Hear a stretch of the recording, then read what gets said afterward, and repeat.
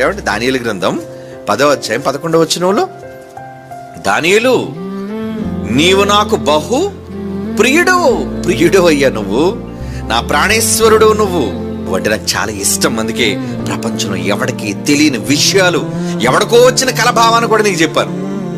అదే కదా దానియేలు గొప్పతనం. ఎందుకు చెప్పాడు దేవుడు? భవిష్యత్తును ఎందుకు దానియేలుకు చూపించాడు? నువ్వు నాకు ప్రియుడు, నువ్వు అంటే నాకు చాలా ఇష్టం. ఎందుకు ఇష్టం? నువ్వు నా కోసం ఎన్ని కష్టాలు పడ్డావు, నా నామాన్ని విడిచిపెట్టకుండా నా నామస్మరణ కోసం నువ్వు ప్రాణానికి కూడా తెగించావయ్యా.